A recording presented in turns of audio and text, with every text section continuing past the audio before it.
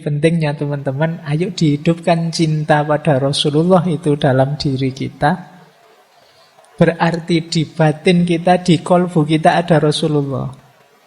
Nah, kalau sudah ada makhluk yang paling dicintai Allah itu dalam batin kita, ya insya Allah.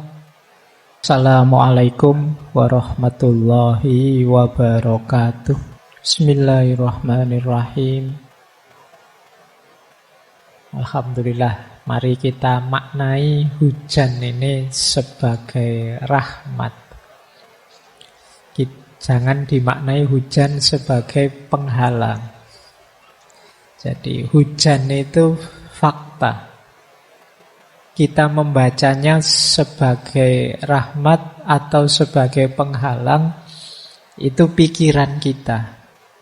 Kalau bahasa filsafatnya itulah makna. Maka mari kita maknai hidup kita. Apa saja fakta yang terjadi yang kita temui secara positif. Biar kita bahagia. Kita diberi apa saja oleh Allah, ayo dibaca secara positif. Biar apapun yang diberikan oleh Allah itu melahirkan syukur. Misalnya, wah waktunya ngaji kayak gini, hujan kok yo ngantuk ya. Tidak apa-apa, fakta ngantuk itu bacalah sebagai rahmatnya Allah. Alhamdulillah aku masih dikaruniai ngantuk. Bayangkan kalau makhluk Allah yang namanya ngantuk itu tidak ada. Begitu kalian pingin tidur langsung tiba-tiba pules, itu kan lebih merepotkan lagi. Karena ada ngantuk, kalian nyari-nyari posisi untuk bisa dapat tempat tidur yang enak. Apapun itu, ayo dibaca. Tidak ada makhluknya Allah, ciptaannya Allah itu yang tidak bisa jadi jalan untuk kita bersyukur dan tambah dekat sama Allah. Bahkan yang mungkin menurut kita negatif. Wah, saya sakit Pak, tidak bisa hadir ngaji.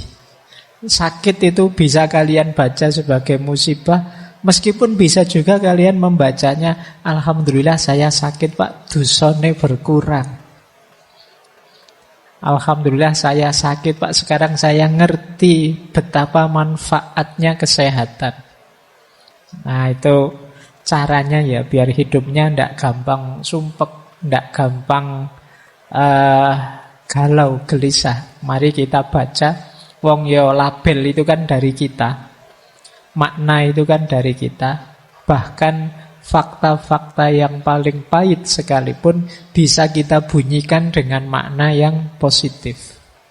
Tentu saja mungkin kalau yang jelek, yang pahit, memaknainya ini adalah pelajaran biar besok tidak begitu lagi. Oke, baik. Ini kalau Syekh Abdul Qadir Jailani lagi pengajian kok hujan, hujannya disuruh berhenti. Ya kan ada ceritanya begitu, beliau langsung teriak, wahai hujan berhenti, ini orang-orang mau belajar. Nah, itu Syekh Abdul Qadir Jailani. Baik, kalau kita ya kita nikmatilah. Kalau doanya Rasulullah, shayyiban nafi'an, semoga yang hadir, yang tercurah dari langit malam hari ini itu adalah curahan yang bermanfaat, curahan anugerahnya. Oke, bismillah, kita mulai ya. Malam hari ini sebenarnya tidak harus berpikir panjang-panjang, wong temanya tema cinta pada Rasulullah. Harusnya saya tidak ngomong banyak, mungkin di depan sini kita sholawatan bareng-bareng atau apa. Harusnya ngono. Neng yo susah nanti rekamannya ya. Kalian sudah siap-siap mendengarkan untuk dapat sesuatu, malah diajak sholawatan saja. Nanti sholawatan sendiri-sendiri ya. Saya mengantarkan saja dengan beberapa perspektif tentang mencintai Rasulullah. Ini cinta Rasul ini diksi yang mungkin akrab sekali dengan keseharian kita. Malam hari ini kita belajar, ayo kita gali. Kalau bahasa filsafat, ontologi dan epistemologinya. Apa dan mengapanya kok kita itu harus mencintai Rasulullah Shallallahu Alaihi Wasallam. Dari betapa mulianya Rasulullah, betapa filosofisnya hadirnya Nabi, betapa dalamnya Nur Muhammad minggu lalu. Malam hari ini kita wujudkan itu semua secara konkret dalam diri kita dengan cara mencintai Rasulullah. Bismillah ya, kita mulai. Yang pertama, kita lacak dasar-dasarnya dulu. Ini mirip di pertemuan pertama kita ya. Kemarin kita sebut bahwa hadirnya Rasulullah adalah bagian dari cintanya Allah kepada manusia. Jadi ini dasar yang pertama. Jadi hadirnya Rasul, hadirnya Nabi itu bagian dari cintanya Allah kepada kita. Ini saya ambil dari salah satu sumber. Bentuk-bentuk cintanya Allah pada kita, khususnya manusia akhir zaman ini, antara lain itu. Selain Nabi dan Rasul yang saya warnai berbeda itu, yang pertama jelas tentu saja kita dianugerahi oleh Allah keberadaan dan kehidupan. Kita ada, eksis sekarang saat ini sebagai manusia dengan kemampuan berpikir yang tinggi, melebihi makhluk Allah lainnya. Itu menunjukkan cintanya Allah pada kita. Jadi kalau ada yang tanya, apa sih Pak buktinya cintanya Allah pada kita? Itu ya sederhananya, lah kamu ada itu. Anugerah paling besar dari Allah. Itu pun ada yang kedua. Apa? Kita tidak sekedar dibuat ada, tapi diistimewakan oleh Allah. Kalau bahasanya Al-Quran, walaqad karramna bani Adama. Kita ini kan anak cucunya Nabi Adam yang dimuliakan oleh Allah. Allah sendiri yang bilang, sungguh telah kami muliakan Bani Adam. Banyak fasilitas-fasilitas kemuliaan yang diberikan oleh Allah pada kita. Kita itu makhluk yang diberi kebebasan untuk milih. Kita itu makhluk yang diberi segala macam potensi dalam diri kita. Kita itu makhluk yang mikrokosmos. Unsur-unsur semesta ada dalam diri kita. Kita juga makhluk yang punya dimensi ilahiyah. Nah, ini istimewa kita. Tidak ada makhluk seistimewa manusia. Makanya iblis iri sama kita. Nah, ini yang kedua. Yang ketiga, tidak hanya itu, Allah itu menyediakan segala macam fasilitas untuk kita bisa hidup di muka bumi ini. Dan segalanya pas, sesuai, cocok, sebelum kita sendiri yang rusak. Suhu udara, iklim, tekanan udara, jaraknya matahari dari bumi, dan lain sebagainya itu pas. Kok kita dulu diturunkan di planet Pluto yang paling kecil, mungkin kita sudah tawuran desekan karena planetnya kecil. Atau di planet yang paling dekat dengan matahari, mungkin kita sudah gosong semua. Pas kita itu ada di bumi, planet yang indah, hijau, untuk kita hidupi. Oh, itu tidak mungkin kebetulan. Kemudian itu pun Allah ingin kita itu bahagia, lurus jalannya dan kembali lagi pada Allah sesuai yang diinginkannya. Maka Allah menurunkan kitab suci. Padahal kita sudah diberi akal, tapi betapa sayangnya Allah pada kita, diturunkanlah kitab suci. Itu pun Allah masih, jangan-jangan nanti kitab suci tidak dibaca, tidak dipedomani, kayak mahasiswa itu loh. Sudah ditulis referensinya ini, masih tidak dibaca. Kadang-kadang dosennya memfotokopikan ini ya, tolong difotokopi dibagikan. Itu pun tidak dibaca. Nah, mungkin Allah ngerti, wah menungso tidak jauh-jauh dari mahasiswa ini mesti. Sudah ada Al-Quran, sudah ada kitab suci, yo membacanya males, apalagi memedominya. Sudahlah, langsung dikasih penuntun.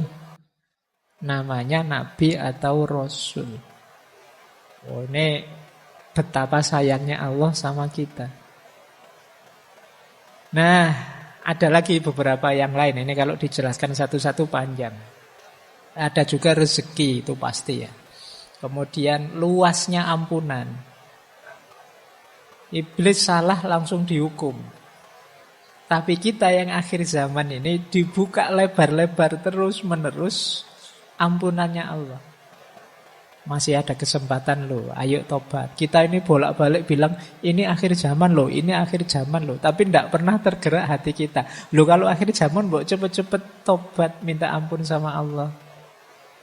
Kita kan rame akhir zaman itu kan cuma pingin rame di medsos saja atau pingin bikin konten apa ini. Inilah ciri-ciri zaman sudah akhir mungkin ngono. Tapi terus apa yang harus kita lakukan kalau memang ini zaman sudah akhir? Jangan lupa selama bel belum berbunyi, ampunannya Allah masih terbuka. Nah, ini istimewa kita. Allah tidak menyegerakan siksanya. Makanya Allah menunda hukuman. Siapa tahu nanti tobat. Siapa tahu nanti insaf. Siapa tahu nanti minta ampun. Maka tidak langsung dihukum. Beberapa umat terdahulu ada yang oleh Allah langsung diingatkan dengan cara dihukum. Tapi di kita tidak. Kita diistimewakan hari ini antara lain dengan Allah menunda hukuman. Kemudian melipat gandakan pahala. Oh ini Allah kan ya sangat sayang dengan kita. Maka kadang amal kecil saja pahalanya bisa luar biasa. Jadi ini untuk menarik kita agar suka dengan jalan kebenaran, jalan kebaikan. Maka oleh Allah dipromosikan kebenaran dan kebaikan itu dengan pahala yang berlipat ganda. Padahal itu sebenarnya yang butuh itu kita.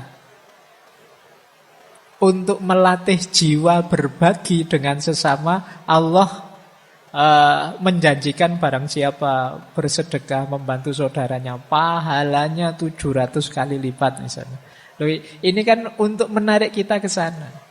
Sebenarnya hidup dengan kesadaran berbagi itu kebutuhan kita. Bayangkan kalau manusia itu egois, tidak ada yang mau saling membantu. Tidak ada yang mau meringankan tangannya, saling menolong sesamanya. Hidup ini akan berat sekali. Tidak hanya yang kaya pada yang miskin.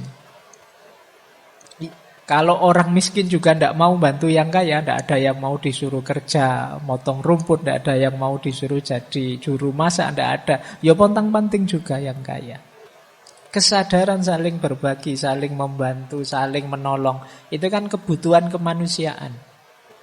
Allah tahu kita sangat memerlukan itu, maka kita diberi tawaran, kita dipromosikan, yuk melakukan itu, ada berlipat-lipat pahala untuk itu. Itu sebenarnya untuk kita tertarik ke sana. Itu kayak kalian punya adik atau punya anak kecil yang disuruh belajar. Terus kalau kamu rajin belajar nanti ranking 1 tak beliin HP baru misalnya. Nah, itu kan tertarik kan adikmu untuk belajar serius. Biar dapat HP baru padahal targetmu kan tidak ke situ. Tidak apa-apalah kamu mikir HP baru, yang penting kamu belajar beneran dan nanti pinter. Tidak apa-apalah kamu mikir pahala yang berlipat-lipat, insya Allah nanti dikasih kok memang sama Allah. Tapi yang lebih penting lagi jiwamu terbentuk jadi orang baik. Itu bukti sayangnya Allah. Kemudian mengabulkan permohonan. Jadi Allah sendiri yang bilang, mintalah, aku kabulkan. Saya tidak tahu teman-teman di sini masih aktif berdoa atau tidak. Atau doanya formalitas. Sudah terlanjur apal ya doa itu sejak dulu ya itu saja. Padahal kamu juga tidak tahu maksudnya apa. apalane ya kuwi. Mintalah, Allah akan memberi. Nah, ya dengan syarat dan ketentuan tertentu ya. Syarat dan ketentuan berlaku. Karena mungkin nanti teman-teman bisa kembali ke sesi dulu kita pernah membahas tentang filosofi doa. Kemudian ya kita diberi ujian, kita diberi peringatan. Jadi Allah itu sering menegur kita. Kita saja yang tidak sadar. Peringatan dan teguran Allah itu bentuknya tidak selalu sakit ataupun tidak selalu hal-hal yang kita tidak suka. Kadang-kadang sesuatu yang enak, sesuatu yang nyaman. Itu juga sebenarnya ujian untuk kita. Jadi mari kita sadari betapa cintanya Allah pada kita, antara lain dengan menurunkan Rasul. Jadi ini frame pertama ya, kita pahami hadirnya Rasulullah yang harus kita cintai itu sebagai bagian dari cintanya Allah pada manusia. Lanjut. Nah, kalau cintanya manusia pada Rasulullah itu hakikatnya juga bagian dari cintanya manusia pada Allah. Kadang ada orang tanya, Pak, saya itu cintanya Allah sajalah, tidak pakai yang lain. Lah Rasulullah tidak, wong ya Allah saja, tidak begitu cara berpikirnya. Jadi cinta kita pada Rasulullah itu bagian dari cinta kita kepada Allah. Jadi lingkaran besarnya adalah cinta pada Allah. Yang bagian dari kecintaan kita pada Allah itu cinta kita pada Rasulullah. Nah itu kategori-kategori cinta. Kalau teman-teman membaca kitab-kitabnya Imam Ghazali, ada istilah mahabbatullah, ada istilah mahabbatu ma yuhibbuhullah, ada istilah mahabbah fillah, dan ada istilah mahabbah lillah. Nah ini mari kita pelajari pelan-pelan biar tidak keliru.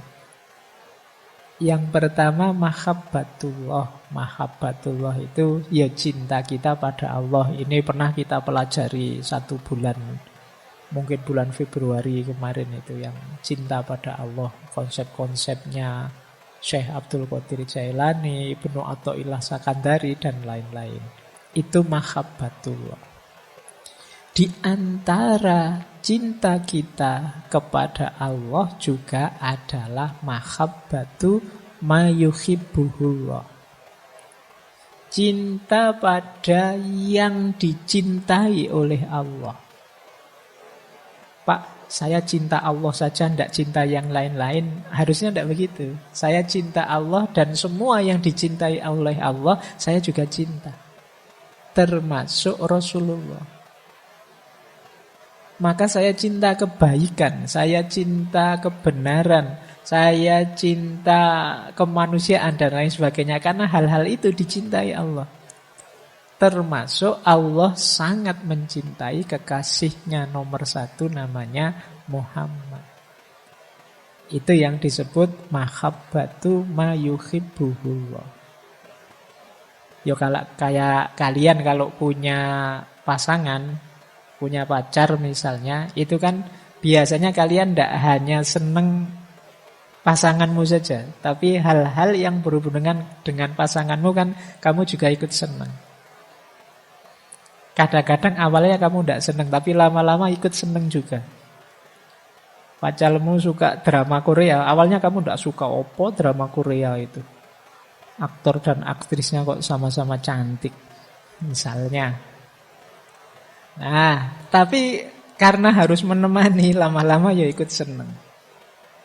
Jadi biasanya hal-hal yang dicintai oleh yang kamu cintai, kamu juga akhirnya menyukai juga.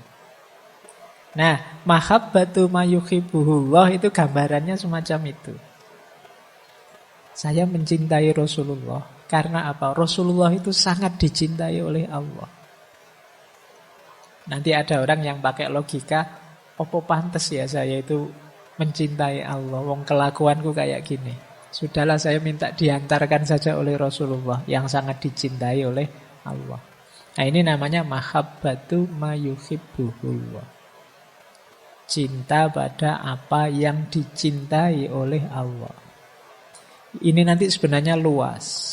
Termasuk mungkin kita menyayangi sesama, menyayangi alam semesta, semua makhluknya Allah. Itu kan termasuk ma yuhibbuhullah. Apa yang dicintai oleh Allah. Oke, berarti memang perilaku-perilaku, sikap, pikiran yang isinya kebencian-kebencian terhadap makhluk Allah apapun dan manapun, kita harus hati-hati. Karena tentunya Allah sebagai pencipta mencintai ciptaannya yang mana saja. Jangan sampai kebencian kita pada makhluknya Allah yang mana saja membuat Allah murka. Karena betapapun semua makhluk ya ciptaannya Allah. Oke, baik. Itu yang kedua ya. Kalau mahabbah fillah itu mencintai Allah ya di jalan Allah. Itu mahabbah fillah. Itu kan kadang-kadang teman-teman kan sekarang banyak yang pakai kalimat ikhwani fillah. Fillah itu berarti memang di jalannya Allah.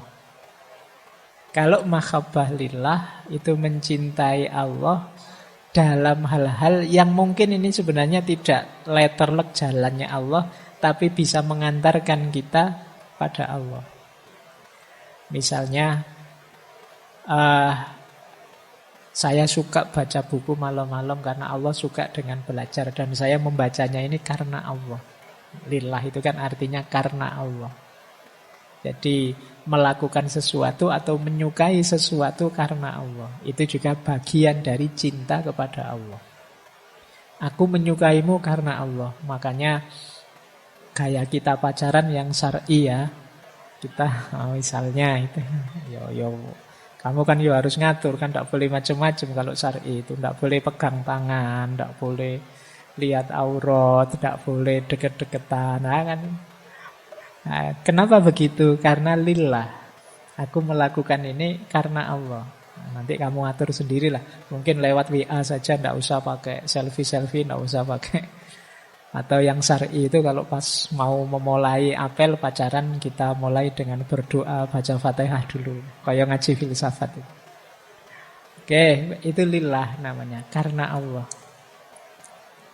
Baik, ini sudah dijelaskan dulu waktu kita membahas tema mahabbatullah. Jadi cinta Rasul itu mahabbatu mayuhibbuhullah dan juga bagian dari hubbullah, cintanya Allah pada manusia.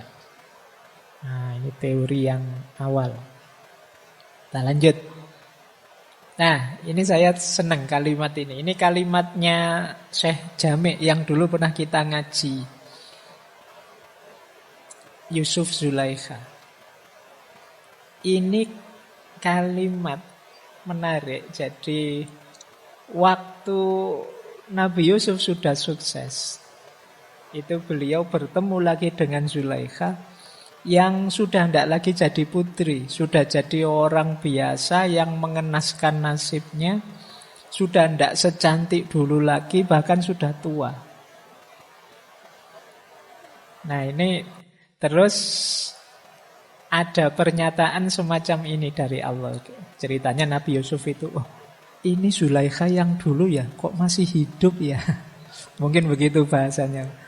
Mungkin kalau kamu ketemu mantanmu, ketemu lagi, kamu kok tambah mengenaskan sekarang. Nah, ini kalau di Syekh Jami' wong itu novel ya. Jadi, tapi kalimat ini dalam maknanya. Jadi kata Allah begini, kenapa kok belum meninggal si Zulaikha ini? Kan dia sempat memfitnah Nabi Yusuf. Kata Allah, aku belum mengambilnya. Sebab dalam dirinya terkandung cinta kepada orang yang juga aku cintai. Karena ia sangat sayang padamu, Bagaimana engkau mengira bahwa aku akan mengambil hidupnya? Matanya yang menangis memberikan kesaksian akan cintanya. Meski sepanjang hidupnya kubuat dia putus asa. Nah, kini aku akan membuatnya kembali muda. Ia telah memberikan kepadamu jiwanya yang sangat berharga. Jika aku sekarang memberkainya, jadikan ia sebagai bagian jiwamu. Nah, kalau di novelnya Jami' kan kemudian menikah Yusuf Zulaikha ini. Jadi kenapa sih kok Allah tidak mengambil tindakan pada Zulaikha ini? Karena Allah sayang, cinta sama Nabi Yusuf, sementara dalam hatinya Zulaikha ada Nabi Yusuf.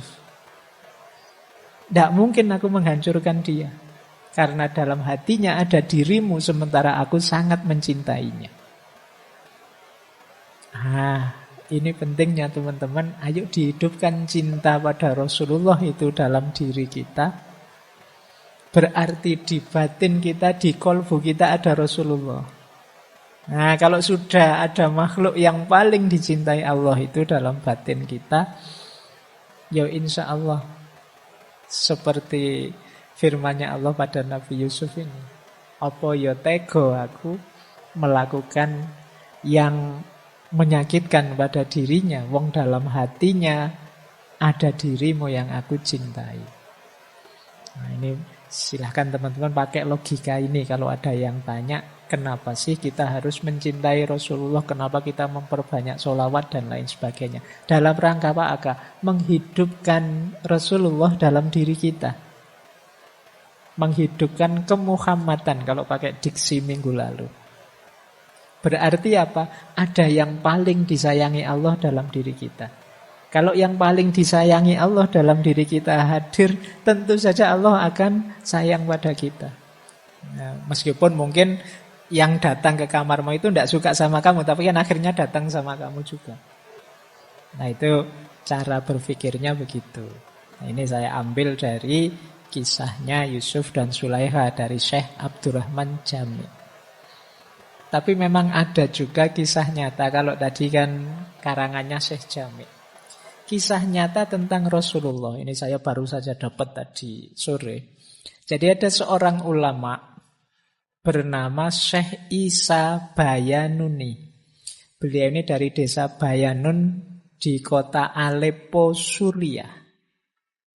Syekh Isa ini sangat mencintai Rasulullah. Sampai satu ketika beliau bermimpi bertemu Rasulullah. Rasulullah terus bilang padanya, wahai Bayanuni, kami sudah menyiapkan tempat untukmu di dekat kami. Nah, setelah itu Syekh Isa ini berangkat haji ke Mekah. Ziarah di makamnya Rasulullah. 3 hari setelah ziarah beliau sakit terus wafat. Dimakamkan di pemakaman Baqi' Madinah tahun 43. Tidak lama, beberapa tahun setelah wafat, makam beliau dibongkar. Karena biasa kalau di sana kan makam itu ditumpuk-tumpuk. Dan ternyata jasad beliau masih utuh. Meskipun sudah beberapa tahun. Orang-orang takjub. Tapi terus orang-orang paham. Kenapa kok bisa begitu? Dari syair beliau sendiri.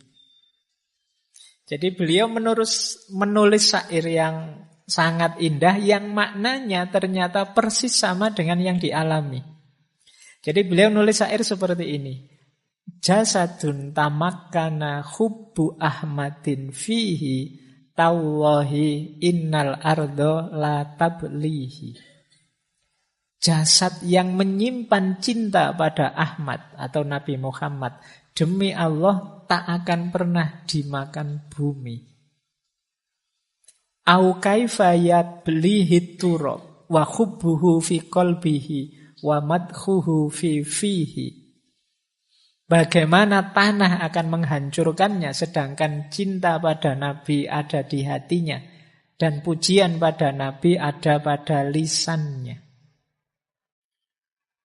Akfir alaihi minas sholah. Perbanyaklah sholawat pada Nabi. Fa innaha nurun likobrika indama ta'wihi. Karena itu akan jadi cahaya di kuburmu saat engkau memasukinya. Nah, ternyata beliau sendiri yang nulis syair seperti ini dalam rangka cintanya pada Rasulullah, dan oleh Allah bunyi syair ini dibuat persis sama dengan kondisi beliau sendiri. Kalau ini kisah nyata. Nah, baik. Ini logikanya sama. Jadi kalau dalam diri kita ada cinta pada Rasulullah, kalau Rasulullah hidup di hati kita, bahkan tanah pun tidak akan berani menghancurkan kita. Kalau mulut kita terbiasa memuji kekasihnya Allah, ya tanah juga tidak akan berani menghancurkan jasad mulut kita. Nah, ini cara berpikirnya saat itu. Baik, ini ya, jadi ini dasar-dasarnya, logik-logiknya. Kalau teman-teman bertanya, kenapa sih hubungan dengan Rasulullah itu harus ke tataran cinta? Terima kasih sudah menyimak. Semoga channel Mengaji Hening bersama Dr. Fahrudin Faiz selalu bisa memberikan ilmu, motivasi, dan kebermanfaatan. Salam sehat dan bahagia.